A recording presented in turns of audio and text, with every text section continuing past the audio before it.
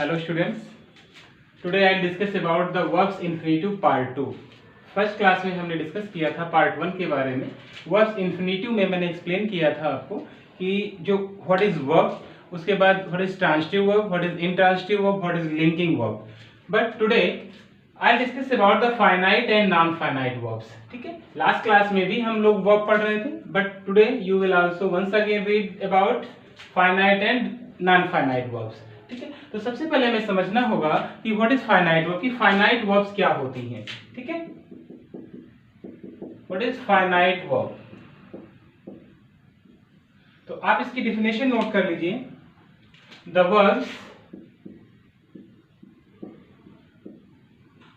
The verbs which change according to the verbs which change according to tense, number and person. देखिए, ये आपको समझना होगा कि ऐसी वर्ब्स जो टेंस के अकॉर्डिंग चेंज होती हैं, नंबर के अकॉर्डिंग चेंज हो जाती हैं, या फिर पर्सन के अकॉर्डिंग चेंज हो जाती हैं, those are called finite verb.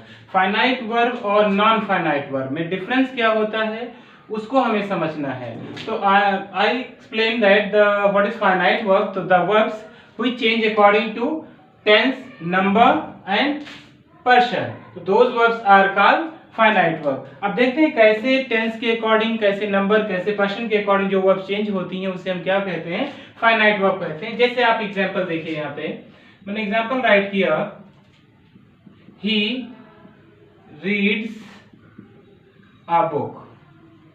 चलिए देखिए, फर्स्ट सेंटेंस है तो यहाँ पर नंबर कौन सा है, सिंगुलर नंबर है. टेंस कौन सा है, प्रेजेंट का इंडेफिनिट टेंस है. ठीक है, तो जब सिंगुलर नंबर है, प्रेजेंट इंडेफिनिट टेंस है, तो प्रेजेंट इंडेफिनिट टेंस में रीड्स आया हुआ है और सिंगुलर सब्जेक्ट है. अब देखिए, प्रेजेंट टेंस में ही हम सेंटेंस को राइट करेंगे. फिर हमने लिखा है इसको, they read a book, they read a book. देखिए चेंज हो गई वर्ब. यहां सिंगुलर नंबर था तो रीड्स था, यहां प्लूरल नंबर आ गया तो रीड हो गया. मींस अकॉर्डिंग टू नंबर भी वर्ब क्या हो रही है, चेंज हो रही है. ये बात समझ में आ रही. अकॉर्डिंग टू पर्सन भी चेंज हो रही है. अब पर्सन जैसे यहां पर हम लिख देते आई. ठीक है, तो यहां ही के साथ रीड था तो आई के साथ क्या आ जाता, I read a book, I read a book. ठीक है, तो यहाँ फर्स्ट पर्सन आ गया तो रीड है, यहाँ थर्ड पर्सन था तो रीड्स था, यहाँ थर्ड पर्सन प्लूरल है तो रीड है. तो आप देख रहे हैं कि यहाँ पर नंबर के अकॉर्डिंग क्या हो रही है, वर्ब चेंज हो रही है. अब नेक्स्ट सेंटेंस देखते हैं इसी को. यदि हम ही रीड्स को लिखते हैं दोबारा, ही पास्ट इंडेफिनिट में लिखेंगे तो ये क्या हो जाएगा, रेड. हाँ, इसको रेड पढ़ेंगे. एक्चुअली ये रीड ही, ये रीड्स था यहाँ पर, बट यहाँ पर जब पास्ट इंडेफिनिट में आ जाएगा तो क्या हो जाएगा, ही के साथ रेड आ जाएगा, ही रेड अ बुक. तो यहाँ देखिए टेंस के अकॉर्डिंग वर्ब चेंज हो गई. यहाँ प्रेजेंट इंडेफिनिट टेंस था तो नंबर सिंगुलर था तो रीड्स था. यहाँ सिंगुलर नंबर ही है लेकिन पास्ट इंडेफिनिट में गई तो रेड हो गया. तो ये बात आपको समझनी है. जैसे एक सेंटेंस और लिखा हमने, he writes a letter, he writes a letter. तो यहाँ पर नंबर कौन सा है, सिंगुलर नंबर है, तो सिंगुलर नंबर के साथ प्रेजेंट इंडेफिनिट में राइट्स आया. फिर जैसे हमने यहाँ पर सिंगुलर नंबर ही लिखा बट टेंस चेंज कर दिया तो क्या हो गया, ही रोट अ लेटर. तो यहाँ देखिए बेटा, ये रोट मींस टेंस के अकॉर्डिंग भी वर्ब चेंज हो रही है, नंबर के अकॉर्डिंग भी वर्ब चेंज हो रही है. तो जो वर्ब्स टेंस, नंबर, पर्सन के अकॉर्डिंग चेंज होती हैं, those are called finite verb. अब समझ में आ गया फाइनाइट वर्ब्स क्या होती हैं. फाइनाइट वर्ब्स, अब इसी को अगर फ्यूचर में लिखें तो क्या हो जाएगा, he will write a letter.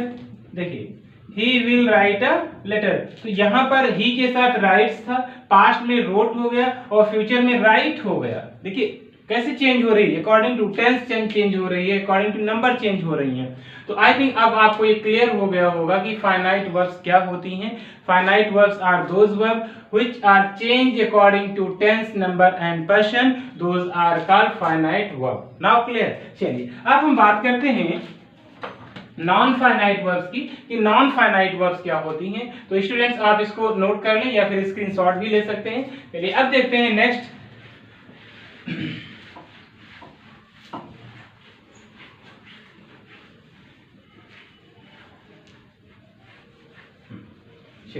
अब यहीं से देखेंगे नॉन फाइनाइट। अब हम यहाँ पे हेडिंग मेंशन करेंगे non finite verbs. Non finite verb, non finite verb क्या होती हैं? तो द वर्ब्स व्हिच, यहीं पे ऐड कर लीजिए आप, which do not change according to tense, number and person. ठीक है, बिल्कुल थोड़ा सा अपोजिट, जस्ट अपोजिट है फाइनाइट वर्ब के, just opposite. Means the verbs which do not change according to tense, number and gender and person, those are called non finite verbs. Non finite verbs वे verbs होती हैं जो tense के according change नहीं होती हैं, जिन पर नंबर का कोई इफेक्ट नहीं होता है, जिन पर पर्सन का कोई इफेक्ट नहीं होता है, वो सभी क्या कहलाती हैं? नॉन फाइनाइट वर्ब्स कहलाती हैं। क्लियर। तो अब यहाँ पर इसका एग्जांपल समझने से पहले हम ये भी देख लें कि वो कौन कौन सी वर्ब्स हैं जो नॉन फाइनाइट वर्ब्स कहलाती हैं। तो कुछ एग्जांपल इसके देख लेते हैं नॉन फाइनाइट वर्ब के। जैसे हमने लिखा यहाँ पर ही हैज टू गो, उसे जाना है। तो यहाँ देखिए ही आया हुआ है और सिंगुलर नंबर है, तब भी यहाँ पे क्या है? टू गो है। ठीक है, तो टू गो क्या है? वर्ब है, बट कैसी वर्ब है? नॉन फाइनाइट वर्ब है। ही के साथ आया है तब भी टू गो। फिर हमने सेंटेंस लिखा बेटा दे हैव टू गो, उन्हें, उनको जाना है, उन्हें जाना है तब भी टू गो। देखिए यहाँ पर सिंगुलर था तब भी, यहाँ प्लूरल है तब भी टू गो, सिंगुलर है तब भी टू गो। ठीक है, अब आगे एक और सेंटेंस हमने लिखा जैसे आई हैड टू गो, मुझे जाना था, तो अब यहाँ पास्ट टेंस आ गया तब भी टू गो। अब फिर से एक सेंटेंस देखिए जैसे मैंने यहाँ पर लिखा आई शैल हैव टू गो, फिर भी टू गो। देखिए फ्यूचर में आया तब भी टू गो। यहाँ पर यदि हम आई लिख दें, चाहे वी लिख दें, कुछ भी लिखें, कोई पर्सन का इस पर इफेक्ट पड़ ही नहीं रहा है। तो चाहे सिंगुलर नंबर हो, चाहे प्लूरल नंबर हो, चाहे प्रेजेंट टेंस हो, चाहे पास्ट टेंस हो, चाहे फ्यूचर टेंस हो, तो ऐसी वर्ब्स जिन पर टेंस, पर्सन, नंबर का कोई इफेक्ट नहीं होता है, those are called non finite verbs. उन्हें हम क्या कहते हैं? नॉन फाइनाइट वर्ब्स कहते हैं। तो आई थिंक अब ये बिल्कुल क्लियर हो गया होगा कि नॉन फाइनाइट वर्ब्स क्या होती हैं। चलिए अब finite verb and non finite verbs clear हो गई। अब हम बात करेंगे नॉन फाइनाइट वर्ब्स के काइंड्स के बारे में, कि नॉन फाइनाइट वर्ब्स के काइंड्स कौन कौन से होते हैं, उसके बारे में अब हम लोग डिस्कस करेंगे। ठीक है, तो नेक्स्ट हेडिंग आप राइट भी कर सकते हैं, kinds of non finite verb. ठीक है, kinds of non finite verb. तो आई थिंक अब आपको ये बात बिल्कुल क्लियर हो गई होगी कि नॉन फाइनाइट वर्ब्स क्या होती हैं, फाइनाइट वर्ब्स क्या होती हैं। एक बार फिर से इसको मैं रिपीट कर दूं, finite verbs are those verb which are change according to tense, number and person, और non finite verbs are those verb which do not change according to tense, person and number. जैसे अभी मैंने example के माध्यम से भी आपको बताया कि किस तरीके से फाइनाइट वर्ब चेंज हो जाती हैं और नॉन फाइनाइट वर्ब चेंज नहीं होती हैं। तो अब आप हेडिंग डाल दीजिए kinds of non finite verb. Kinds of non finite verb. ठीक है, तो kinds of non finite verbs के काइंड्स कौन कौन से होते हैं उसके बारे में हम लोग देखेंगे कि नॉन फाइनाइट के काइंड्स कौन कौन से हैं। ठीक है, तो you can write there are 3 kinds of non finite verb. Non finite के कितने काइंड्स हैं? 3 काइंड्स होते हैं। Now write there are 3 kinds of non-finite verb। non-finite verbs के कितने kinds होते हैं? 3 होते हैं। Number 1 infinitive. देखिए मेन बेसिक हेडिंग क्या थी हमारी, वर्ब्स इंफिनिटिव, ठीक है। तो पहला क्या होता है, इंफिनिटिव होता है। सेकंड क्या होता है, जेरेंड होता है। थर्ड क्या होता है, पार्टिसिपल होता है। ओके स्टूडेंट्स, तो first is infinitive, second is gerund and third is participle. तो सबसे पहले हमें समझना होगा कि इंफिनिटिव क्या होता है, इंफिनिटिव की फॉर्मेशन क्या होती है, इंफिनिटिव का यूज क्या होता है। तो आज की क्लास में हम आपको सिर्फ इंफिनिटिव के बारे में एक्सप्लेन करेंगे। नेक्स्ट क्लास में non finite verb, gerund, participle के बारे में बात करेंगे, ठीक है। तो उसमें हम इंफिनिटिव भी इंक्लूड कर लेंगे, यदि कोई कंफ्यूजन आपको रहेगा तो, ठीक है। तो इंफिनिटिव क्या होता है, you know this is the first form of the verb. Formation क्या होती है, when we add to before the first form of the verb it is called infinitive. जब किसी वर्ब की फर्स्ट फॉर्म से पहले टू ऐड कर देते हैं इट इज कॉल्ड इंफिनिटिव। इसे ही हम क्या बोलते हैं, इंफिनिटिव। अभी जब मैंने एग्जांपल दिया था, I have to go, he has to go, they have to go, I shall have to go, तो हर जगह to go to go to go आ रहा था, नहीं चेंज हो रहा था, मीन्स वो क्या था, इंफिनिटिव था, मीन्स नॉन फाइनाइट वर्ब्स थी। ये सब नॉन फाइनाइट वर्ब्स हैं, तो नॉन फाइनाइट वर्ब्स कभी भी टेंस, पर्सन और नंबर के अकॉर्डिंग चेंज नहीं होते हैं। तो अब आपको समझ में आ गया। If someone asks to you what is formation of infinitive, you will explain when we add to before the first form of the verb it is called infinitive। जब हम वर्ब की फर्स्ट फॉर्म से पहले to लगा देते हैं it is called infinitive, तो इसे infinitive कहते हैं। चलिए अब डेफिनेशन क्या होती है, तो infinitive is a non-finite verbs। Infinitive is a non-finite verb, it is used as a noun। ये कैसे यूज किया जाता है, नाउन की तरीके से। आप इसको वर्बल नाउन भी कह सकते हैं, infinitive is a verbal noun, ऐसा भी आप बोल सकते हैं, ठीक है। तो जब नाउन है, नाउन की तरीके से यूज किया जा सकता है, तो it can be use at place of subject also and it can be use at place of object also. Means infinitive को हम कहां पर यूज कर सकते हैं, सब्जेक्ट के प्लेस पर भी यूज कर सकते हैं और ऑब्जेक्ट के प्लेस पर भी यूज कर सकते हैं। तो कुछ एग्जांपल के माध्यम से देखते हैं कि इंफिनिटिव का यूज सेंटेंस में कैसे होगा, ठीक है। चलिए जैसे सेंटेंस दिया हुआ है, टू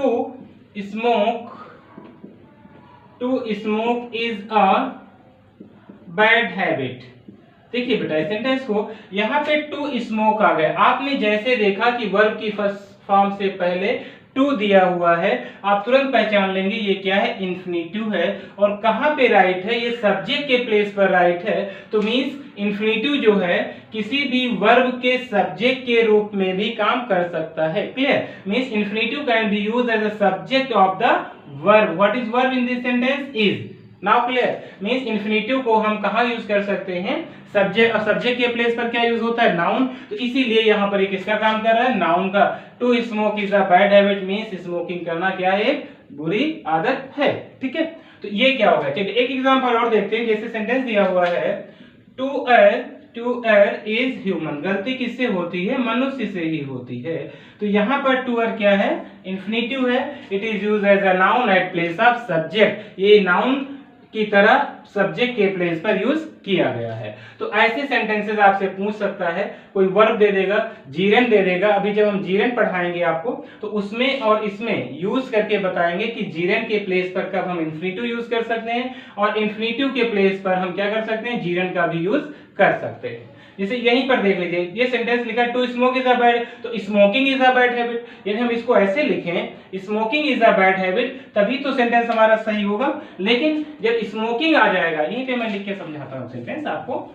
यदि इस सेंटेंस को हम ऐसे लिखते हैं, smoking is a bad habit, तो अब यहाँ पर जो स्मोकिंग आ गया है, ये क्या बन गया, जीरेंड बन गया। अभी जब हम जीरेंड के बारे में डिस्कस करेंगे तो उसमें बताएंगे आपको कि जीरेंड किसका काम करता है और उसकी फॉर्मेशन क्या होती है। तो आई थिंक ये आपको समझ में आ गया होगा इंफिनिटिव। एक एग्जांपल और इसका देख लीजिए, सेंटेंस दिया हुआ है, to work is a good habit. काम करना क्या है, एक अच्छी आदत है। तो ऐसे इंफिनिटिव का यूज किया जा सकता है सब्जेक्ट के प्लेस पर, ठीक है।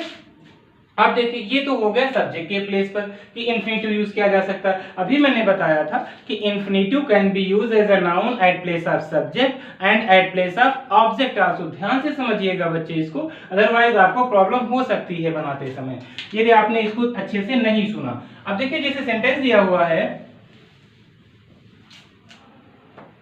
सेंटेंस दिया हुआ है आई लाइक टू डांस। देखिए आई लाइक टू डांस, तो यहाँ टू डांस आ गया, ठीक है। वर्ब क्या है, लाइक है, आई सब्जेक्ट है, टू डांस क्या है, इंफिनिटिव फॉर्म में है but as an object use किया जा रहा है। तो यहाँ पर टू मींस इंफिनिटिव जो है वो किसका काम कर रहा है, ऑब्जेक्ट का काम कर रहा है। तो एज अ नाउन ऑब्जेक्ट के प्लेस पर भी यूज कर सकते हैं इसको हम। ये बात आपको समझ में आ रही होगी। जैसे he likes to eat mangoes, जैसे सेंटेंस हमने लिखा he likes to eat mangoes. तो यहां पर जो ईट टू ईट आ गया, इंफिनिटिव आ गया, और जो कि वर्ब लाइक का क्या है, ऑब्जेक्ट के फॉर्म में यूज किया जा रहा है। तो ऐसे सेंटेंसेस को आप मींस इंफिनिटिव को आप सब्जेक्ट के प्लेस पर भी यूज कर सकते हैं और एज एन ऑब्जेक्ट भी यूज किया जा सकता है। तो आई थिंक ये आपको समझ में आ गया होगा। अभी मैंने 3 फॉर्म्स बताई थी कि नॉन फाइनाइट की 3 फॉर्म्स होती हैं। इंफिनिटिव की फॉर्मेशन मैंने बता दिया 2 plus first form of the verb. जीरेंड की भी यहाँ पे बता देता हूँ कि जीरेंड क्या होता है, V1 प्लस ING। इसको जब हम जीरेंड पढ़ाएंगे तब वहां पर डिटेल से बात करेंगे जीरेंड के बारे में। नेक्स्ट एक मैंने बताया था पार्टिसिपल को बताया था। पार्टिसिपल के कई फॉर्म्स होते हैं, जिसमें इसमें भी एक जो प्रेजेंट पार्टिसिपल होता है उसकी भी फॉर्मेशन V प्लस ING होती है। तो जब जीरेंड और पार्टिसिपल को नेक्स्ट क्लास में जीरेंड और पार्टिसिपल के बारे में डिस्कस करेंगे, वहां पर हम इसको अच्छे से एक्सप्लेन करेंगे। चलिए थोड़ा सा और देख लेते हैं इंफिनिटिव के बारे में ही, ठीक है, कि इंफिनिटिव और कैसे यूज किया जा सकता है। देखिए कभी कभी क्या होता है कि बेयर इंफिनिटिव भी यूज किया जाता है। कुछ वर्ब्स ऐसी होती हैं उनके आ जाने पर हम उसको इंफिनिटिव मींस टू का यूज उनके बाद नहीं करते हैं। जैसे कुछ वर्ब दी होती हैं, इनको आप लोग याद कर लीजिएगा। कुछ वर्ब दी होती है, जैसे डेयर गिवन हो, लेट गिवन हो, या फिर फॉरबेड गिवन हो, ठीक है, फॉरबेड गिवन हो। तो डेयर है, लेट है, फॉरबेड है, नीड है, ठीक है, सा है। मींस ये जब वर्ब्स आ जाती हैं etc, तो उसके बाद में कभी हम मींस इंफिनिटिव का यूज तो करते हैं बट बेयर इंफिनिटिव का यूज करते हैं। बेयर इंफिनिटिव का यूज मतलब ये हो जाता है कि वर्ब लिखेंगे बट उसके पहले टू का यूज हम नहीं करेंगे, उसे क्या कहते हैं, बेयर इंफिनिटिव कहते हैं। ठीक है बच्चे, जैसे सेंटेंस ये हम एक दो लिख के बताएं आपको एग्जांपल में। जैसे सेंटेंस हमने लिखा लेट हिम गो या लेट हिम रीड। तो यहां पर देखिए सेंटेंस में लेट आ गया है, तो आप कभी भी यहां लेट हिम टू रीड नहीं लिखोगे, ये गलत हो जाएगा। आप कभी भी लेट हिम टू गो नहीं लिखोगे, ये क्या हो जाएगा, गलत हो जाएगा। तो जब लेट आ जाएगा तो उसके बाद हमेशा बेयर इंफिनिटिव आएगा। तो राइट सेंटेंस क्या हो जाएगा, let him read, let him sleep. तो ऐसे जब ऐसी वर्ड्स जब आ जाएंगी तो उसके बाद हमेशा बेयर इंफिनिटिव का यूज होता है। ठीक है, जैसे एक और एग्जांपल देख लीजिए। एक एग्जांपल मैंने यहां पर लिखा he need not to come here. चलिए देखिए सेंटेंस में क्या प्रॉब्लम है ना। मैंने सेंटेंस लिखा he need not to come here, उसे यहाँ आने की जरूरत नहीं है। तो ये सेंटेंस क्या है, रॉन्ग है। यहाँ पर कभी टू कम नहीं हो सकता बच्चे, क्योंकि यहाँ नीड आ गया है। तो आपका आंसर क्या हो जाएगा, ही नीड नॉट कम हेयर। ये राइट, ये बेयर इंफिनिटिव कहलाएगा। कम क्या हो गया यहाँ पर, बेयर इंफिनिटिव। तो ऐसे जब सेंटेंसेस आ जाएंगे तो आपको ध्यान रखना होगा कि आपको यहाँ पर इंफिनिटिव का यूज नहीं करना होगा। ये सेंटेंस एक और दिया हुआ है, he forbade them to make a noise। चलिए देखिए सेंटेंस में क्या प्रॉब्लम है। यहां पर मैंने लिख दिया है टू मेक अ नॉइज, ठीक है। ही फॉरबेड, अब फॉरबेड आ गया है, उसके बाद भी हमने किसका यूज किया, टू का यूज किया। तो ये क्या हो गया, रॉन्ग हो गया। यहाँ पर टू का यूज आप नहीं करोगे, क्या करोगे, he forbade them make a noise. ये क्या होगा, बेयर इंफिनिटिव होगा। होगा। तो स्टूडेंट्स आई थिंक ये आपको इन्फिनेटिव वर्ब्स इन्फिनेटिव बहुत अच्छे समझ में आ गया होगा। और यदि अभी तक आपने हमारा चैनल सब्सक्राइब नहीं किया तो चैनल को जरूर सब्सक्राइब कर लीजिएगा। ओके, और रूल्स अच्छे से याद करके आइएगा, ठीक है। अच्छे से चाहिए तो इसको नोट डाउन भी कर सकते हैं। Thank you so much for watching.